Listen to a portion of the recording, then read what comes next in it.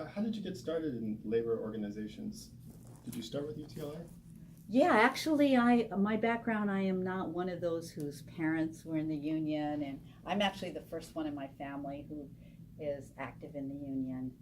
And I came more as a community organizer. I've been active um, developing peace clubs for kids and helping with the Asian refugees back in the 90s. So I've had a history of doing community organizing. So you weren't a teacher? No, was a, I am a speech and language specialist, so I've worked at about 30 different schools across the city prior to being elected as the treasurer, then the secretary of United Teachers Los Angeles. So what's your motivation? Why did you want to do this sort of work? Well, you might say it kind of chose me. It's not like I had that in mind, but I've always been very open. And when I came to the union because I was doing organizing for a group called Coalition Against Militarism in our schools. And then we changed to Coalition for Alternatives to Militarism in our schools, a group that I founded after, and the Iraq War started, so I decided I needed to do something. So I founded this group, which became quite recognized nationally, and a really important group to kind of stop or give the other side to military recruitment. And that's what brought me to the union. I said, would you be a partner and collaborate with me? And they said yes. And so that was my first entree into the union. Was that the first Iraq War or the second one, the 2003 one? Yes. So I'm curious about what's going on with the negotiations. When you guys met the last time, just yesterday, they offered you $105 million to hire new teachers and decrease class sizes. That wasn't enough. What is the right amount? How much of the $1.8 billion do you want them to spend? Well, when you just throw out, the millions of dollars, it sounds good on paper, but what that's about, it was a 1-year agreement to increase staff, and it's about 900 positions. We don't even know if they're new hires or they're just going to shift people around. But basically, it meant that they were going to double the number of nurses, which means instead of 1 day a week, you would have a nurse 2 days a week at elementary schools. Now, that's not okay. We believe that a nurse is very basic to the health and learning for students, and that it's outrageous that in a city where we have such high poverty, we have students of color who are 90% of our school district, that not to have a school nurse is very, very crucial. So it's not acceptable to us. And also they increased, the number of counselors a bit, but still not adequate and sufficient. But what was the real kicker in the negotiations yesterday is they actually put forward a higher class size numbers and more reasons for why they can eliminate a cap. We call it 1.5 on steroids. 1.5 is the article in the UTLA contract that allows them to ignore class size caps and averages. So we feel that in some ways it's actually gone backwards, whereas they feel like they're making an improvement. And I do agree by adding those positions, and was it 100 million they said that they were going to add for more the 900 positions. That sounds, that is a step, but they moved backwards in relation to class size, which is a really important issue. And they're not addressing charter school co-location and a lot of other issues that we had put forward on the table have not been addressed. But to double down on that figure, there's 1.8 billion. Well, we haven't given an exact number for what we're asking them to spend on it, but we believe that this is a 26% reserve, the highest reserve in the history of the district. We also are getting projections from the state that there's about a $15 billion budget. So we're talking about the 5th richest economy in the world, which is California, having a very robust and huge reserve, plus a state budget that is looking very promising. Uh, these are the conditions to invest in public schools now. We've been hit with cuts and then the recession, and we haven't really come back from the recession. And at the same time, we've been hit with unaccountable charter schools that have been draining resources from the public schools. The charter schools was another big issue. Right now we have, I guess the number depends on who you ask, but about 187 charter schools. How many charter schools is enough? And well, we're that's too asking many. for it. We went on the record to ask for a cap on charter schools. A cap at, What we're saying, stop right now. stop right now. Yeah, Okay. and that we don't want charter schools to just be allowed to open up anywhere without any accountability. Let's look at, if a charter school wants to open up, let's look at the reasons why they want to open up. We have charter schools opening up very close to public schools and where they're not needed. We actually have 200 more schools today when we have less students. So it doesn't make a lot of sense that this is going on. And what's interesting is even our charter school educators, we have 1,000 UTLA charter school educators. Mhm. They also are joining us in the call for a cap on charter schools. They are also losing students. It's very expensive to live in Los Angeles, as you know, and so through gentrification and through just the high cost of living and also through charter schools, we are losing students in LA. And that's an issue that will bleed the school district unless we do something about it. In 2018, we saw a lot of teacher and education-related strikes and labor actions. Yes. I counted 9. There might be more. But in Los Angeles, this will be the first teacher strike in a generation, about 30 years. Yeah. What does this strike mean to you, or how would you put it in the context nationally? Well, California law makes it very difficult to go on strike, which is probably why it's not done very often. And so for us to be at this point is quite remarkable. And what it means is that our members, our educators, our parents, our community, the labor allies, they've all really come and joined us and supported us in the issues that we brought forward. And again, these issues are about our students' learning conditions. They're about our working conditions and our respect and our having a decent salary. We've come to the place where I think like it started with West Virginia and other places where they've said enough is enough. And as educators, we're so used to just giving and doing what we need to do to help our students. We pay over $1,000 of our own money for school supplies. We spend time over the weekend, reading and correcting papers. And so we're kind of used to that, but I've heard so many teachers and educators tell me that, they've just kind of come to a point where they're saying, my health is affected, my family's affected. I can't keep doing this. And I think that's kind of what's behind this movement, is that educators are rising up and saying, we want to preserve public schools, we care about public schools, and we want to be treated with respect. We want to be given the salary, a decent salary, so that we have a living wage. We have teachers who are working 2 and 3 jobs here in Los Angeles, as well as I know in the other states.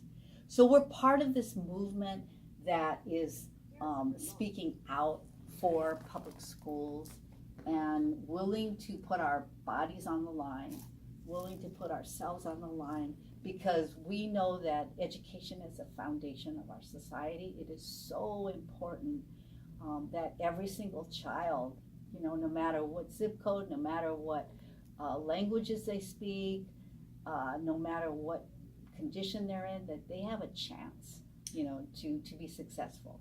You're the lead negotiator for the union. You've been at it for 20 months with the district.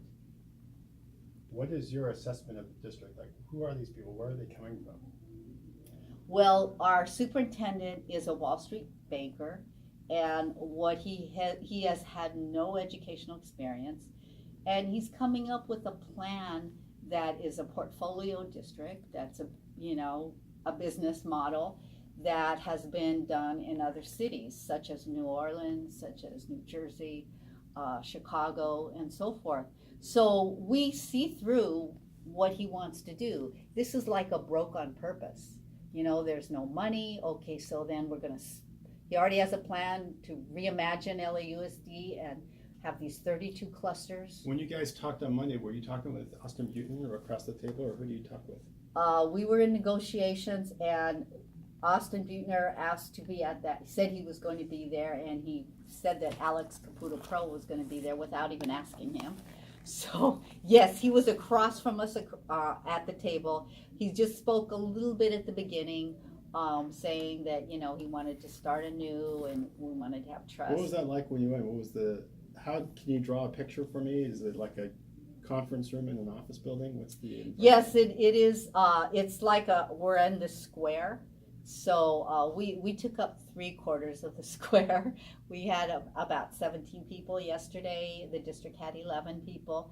But basically, we asked them to present their proposals. They said they had something for us, so they would give it to us and go through it. They give us the documents and walk us through it, and then we caucus.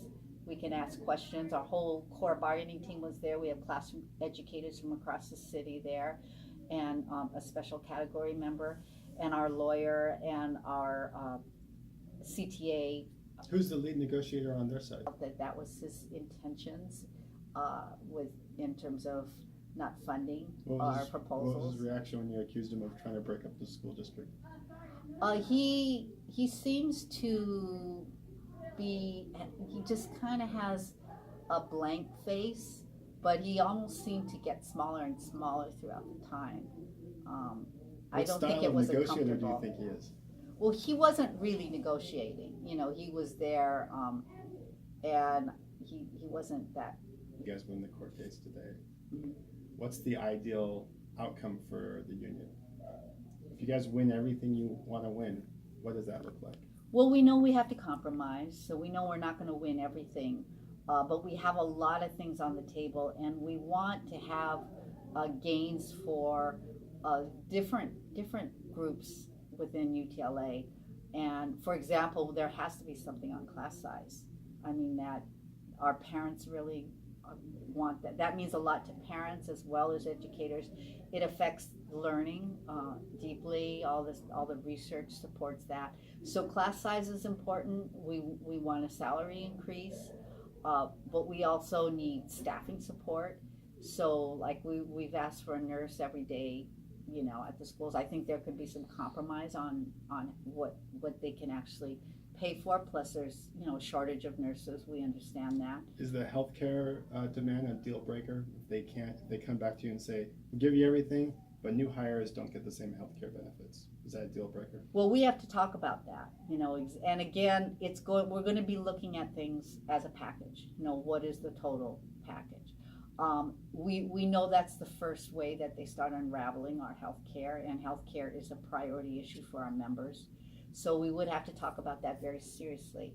And again, if they give us something that is acceptable, we would have to really look at that and weigh it and talk about it. But yes, we want changes in our schools, and we also need something on charter school accountability. So that's an issue that's very important. Privatization is a really big issue, but isn't that a non-contract negotiating point?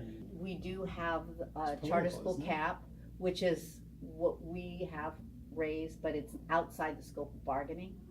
But there is something in our bargaining contract that we asked for, and that's the charter co-location, where a charter school is actually inside the public school, and it definitely affects the working conditions and the learning conditions for this at the school site. So we asked for a process so that there is, the election of a co-location representative, and there's some time notification, parent meeting, and certain things that we feel would make it a more democratic process. So that's in our contract, and that's what we want a response on as well. Days of strike, do you think they'll give in eventually, or what do you think is the assessment? UTLA has never been so strong. UTLA has never been so united and had so many parents and community and labor and organizational support. It's a very exciting time for us. I think all of us are just tremendously inspired and encouraged by all the support that we're receiving every day. We believe that what happens in LA, and everybody says this as well, affects the nation, that we're the ones that can set the national referendum on public schools in the country. And so we're very excited to be able to be at this point right now. It took a lot of preparation. We've been doing this work for years. I mean, the contract campaign, which started 20 months ago, that's just an extension of the Schools Our Students Deserve, which is the agenda that we put out. We've been fighting for racial justice and social justice before the contract campaign, but we put parts of that we could inside this fight, inside the contract. So I feel like it's a very important time for us, and that it will change. It will change the nation. It will definitely change LA in ways that we can't even anticipate right now.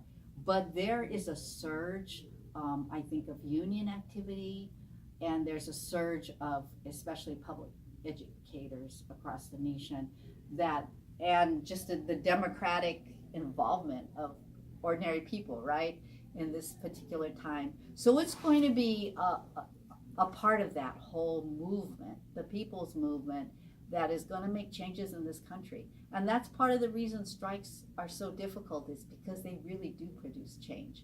They win. Everybody who's been in these strikes win, whether it's salary, working conditions, or so forth. So we expect to win.